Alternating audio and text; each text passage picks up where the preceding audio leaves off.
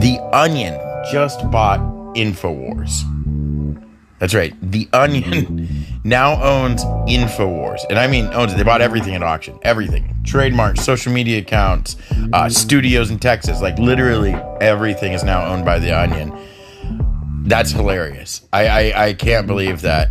And they're going to use it to platform. They said they're going to use it to platform on a gun violence prevention agency called Everytown for Gun Safety, I believe. It's not a very catchy name, but hey, I'm for their message, you know. It's going to be really interesting. And the Onion did say that they consulted with some of the Sandy Hook families about the purchase. So they're doing it like the right way. Alex Jones is super pissed about it. He said he's going to fight it, but you know, what's he going to be able to do? I like the Onion statement about it. They said, hold on, let me read this. No price would be too high for such a cornucopia of malleable assets and minds. And yet, in a stroke of good fortune, a formidable special interest group has outwitted the hapless owner of InfoWars, a forgettable man with an already forgotten name, and forced him to sell it at a steep bargain. Less than $1 trillion. Gotta love The Onion, right? And as far as the cost goes, it hasn't been released how much, but we do know apparently it was less than $1 trillion. Yeah, I was actually just going to send you an article about The Onion and InfoWars. That's fucking crazy. I knew about the whole InfoWars thing, and then Alex was losing that fight. Had no idea The Onion stepped in and was trying to buy it, let alone that they have enough capital to actually do that. But that's fucking amazing. That's like some of the best activism you could possibly do. These courts seem to be the only way that we can get actual victories against these guys. The Democrats are obviously useless.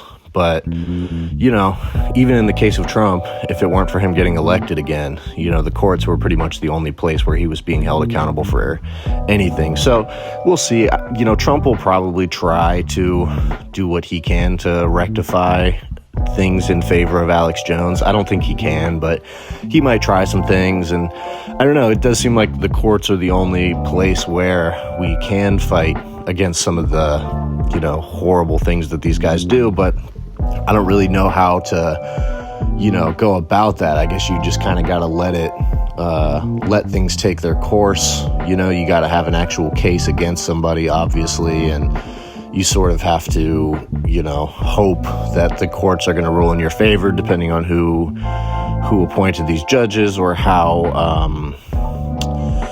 clear-cut the case is. So, but yeah, it's a huge victory against Alex Jones. Definitely want to see him cry more about it. And yeah, I mean, hopefully the way the rest of this plays out is that just InfoWars is taken away from him and turned into something that, you know, contradicts everything that he stands for, which would be actually good things. You know, hopefully this InfoWars farce can, you know, be turned into something that actually does some good in the world. I would also really like to see The Onion turn it into, like, a joke. You know what I mean? Like, they deserve that. If The Onion's going to buy it, they should, you know, make as much fun of it as they possibly can. Love the way they referred to him in their statement as an easily forgettable man with a name that's already been forgotten. That's amazing. Love that. Gotta love that. So, yeah, pretty happy about that whole situation, and we'll see how the rest of it plays out. Part of me has a feeling that that's not the end of the saga, but we'll find out. Yeah, really good on The Onion. I hope that they do just use it as they keep it going, but like turn it into a fucking joke. I think they did say something about platforming that anti-gun violence group. So I hope, you know, to see them make a joke, but also do something like that, you know, platform, get raise awareness, raise money for those kind of groups, and do something good with the actual name and followers. It's pretty crazy that they were able to pull that off. Like you said, that having the capital do that's impressive. But, you know, The Onion's been around for a while. They famously are, you know, a smaller operation, and I imagine have a pretty low overhead for something as big as they are, and they've found ways to, like, survive and roll with the punches and kind of update every decade or so. So, you know, it's pretty cool. I've always been a fan of The Onion, and to see them not just doing fun media stuff, entertainment stuff, to him actually doing something, like activist. It's pretty cool. My God, did you see where James Carville is now blaming Harris's loss on woke era politics? Blaming wokeness on the Democrats' loss. That is the exact opposite of the takeaway Democrats need right now. We were talking about this last week, how the Democrats, towards especially the last month and a half of Harris's campaign, seem to lean into right-wing politics a bit, trying to bring people over who were maybe center right-leaning to vote for Harris, or try and win over maybe some traditional Republican people who were sick of Trump, or maybe have conservative values and realize Trump doesn't really align with that at all, but don't normally want to vote for Democrats. When I think we're both of the opinion here that that's the exact opposite of what the Democrats needed to do. They needed to lean into being left to actually get people on the far left excited. I know there are fringes of wokeness that can be bad. There's fringes on both sides. That's the way fringes work. But the one thing the left had going for it was that they weren't fucking asshole Republicans, and they should have leaned into that rather than try and cozy up to the Republicans and win a few of them over. They may have gotten a handful of votes from that side, but they totally abandoned the left base and, disenfranchised a bunch of people. It's just the Democrats taking the wrong lesson away again. And hopefully James Carville isn't indicative of the whole party. Or maybe it is. Maybe they just need to die, and we need to bring up this third party like we were talking about. As far as the Democratic Party goes and people like James Carville, he's not the only person saying that. There's a lot of people saying that. And, this is just part and parcel for the Democratic Party. I had absolutely no hope that they would recognize that they need a more populist message, a genuinely more populist message. And, it's interesting because these people like James Carville and these same consultants that helped to tank the Kamala campaign, they always do this. They always sweep in at a moment like this and use the opportunity to push things to the right. And they're usually pretty successful in doing it. But it's so interesting at this point because it's like the party has already been going to the right. Kamala's whole campaign was about appealing to the right. And now the conclusion that they're coming to is that they didn't go enough to the right. And it's all this left woke stuff. And so they're just completely abandoning the left side of every single issue, which is both a horrible move for them, but it also leaves the left flank wide open, which for them, they think that makes them centrists or whatever, but it really is just pushing them on to the right. Because like I've said before, leftist economic policy, nothing crazy like abolishing it or seizing the means of production, but healthcare, education, making sure that these things are publicly funded. That's like centrist policy, you know what I mean, as far as I'm concerned. So pushing to the right of that, you're just crowding the Republicans at this point, you know what I mean? You're just on the right.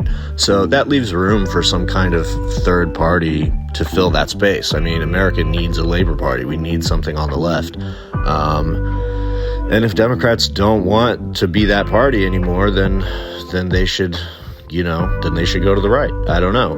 Part of me hopes that these idiots like James Carville will be able to be sort of beaten back, but I don't think so, because these are the people who have the biggest platform. Every time this happens, every time there's an election loss or there's questions about what could the Democrats be doing better, these people go on MSNBC, they go on CNN, this like consultant class, they write their little op-eds, and they basically spread this message that the Democratic Party is not right-wing enough. And it tends to work. I haven't seen the mainstream branches of the party buck that trend at any point in the last 8 years. So, I don't know. I don't know if there's any hope for the Democratic Party. I think it either needs to be a third party or there needs to be some kind of like truly transformative figure who forces the party to change. But I just don't see it happening. And as of right now, Democrats seem to be completely rolling over. Biden and Trump had a little make-out fest in the Oval Office today. And there are some things that Democrats could do, like do some confirmations in the Senate that would ideally or theoretically last for a couple years of Trump's presidency, including reappointing Lina Khan, who has been in charge of antitrust, which like she's made a big impact on the consumer side. As part of the FTC, Biden could reappoint her, which that appointment would last for another 2 years. I'm sure there's some way Trump could figure that out, especially because Elon Musk hates her. But it would be a way to at least put a stick in his craw. And the same with the labor board. They could reappoint the labor board. I almost said the neighbor board. And that would also last for part of Trump's presidency. And the labor stuff is one of the main things I'm worried about. I think that's going to be the first thing that Trump tries to crush. And that's like the main place that we've made progress over the last 4 years.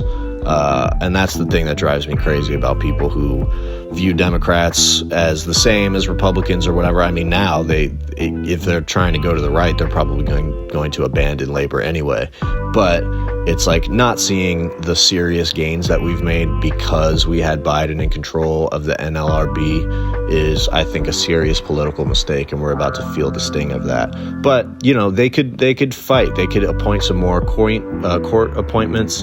And, you know, just basically like do a flurry of Senate approvals that could at least have some impact on the Trump administration, and at best would be, you know, something that accomplishes good things that Trump could then take credit for. But honestly, I don't give a fuck about that. If Trump wants to send out checks to people, or if there are labor gains under his presidency, or there are, you know, consumer protections put in place because of Lina Khan, and Trump wants to take credit for those things, if him being able to take credit for those things makes it so that they happen, then that's fucking fine with me.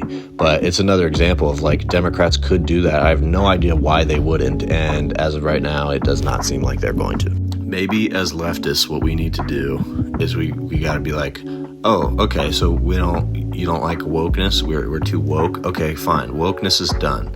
We as the working class of America need to form a rainbow coalition so as to outsize and crush the power of our capitalist oppressors that have their boot on our necks.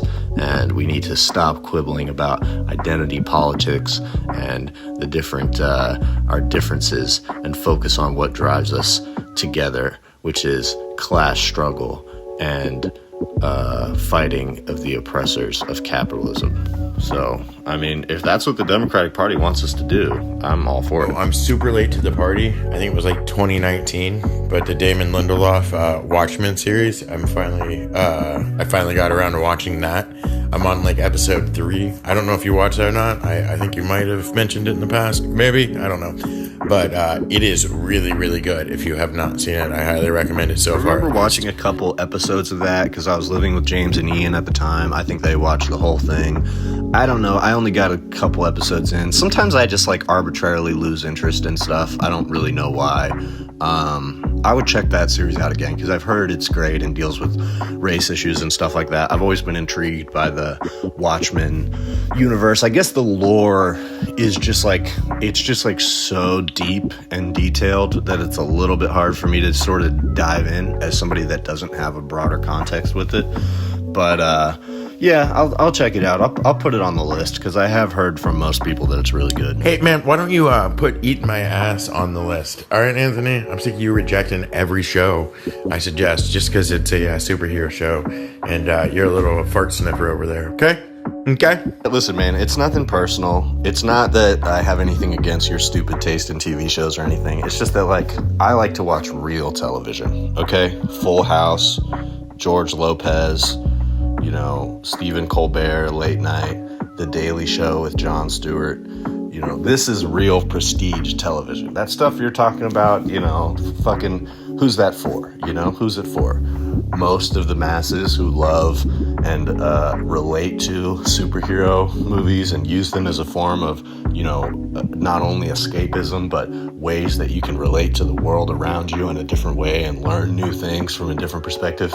No, that's gay. You got to watch Pokemon. No, but as far as Watchmen goes, yeah, it's kind of a dense world to get into. I mean, the only thing that's like really good in the universe is that original comic run I read it collected as a graphic novel years ago.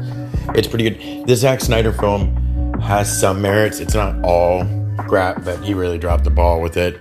But this, and there's some weird continuation comics, like Countdown to Doom. It's something I can't remember what it's called, but they're not good from what I've heard. I haven't actually read them, so I can't say, I guess, but kind of universally hated. As far as the show goes, it seems to be pretty good, but yeah, they have shifted the focus to be extremely on race. Not that wasn't touched on in the original run, but it wasn't the focus. Like I said, I'm only on the 3rd episode, but it seems like the inciting incident of everything is the Tulsa race riots, Black Wall Street, which I didn't know about for a while. Probably not till around this came out. I think I learned about it a little before, but it was from a TV show. I think maybe it was from Fargo, the TV show. Did they touch on that? No, it was just some TV show. And I remember them talking about it and then looking it up and being like, how have I not heard about this? It was insane to me that I didn't know about that. And I don't know how much of that is, my just being an uneducated, uncultured idiot, or, how much of that is that kind of stuff not getting the coverage it deserves in the press, and not, the public school system not educating kids properly on like how horrible our country is, or has been, or is too. Yeah. But yeah, so taking those themes and kind of running with it so far seems to be pretty good. It's shot well, written well, so I am enjoying it so far, but who knows how it'll go. Like I said, I'm only on the 3rd episode, although it does seem to be pretty critically acclaimed. Yeah, that sounds fine. Anyway, no, I'm just kidding. I'll watch it. I have been curious about that show for a while. I just haven't been able to get into it. So I will give that and The Penguin a try, and I'm gonna bitch about it the entire time.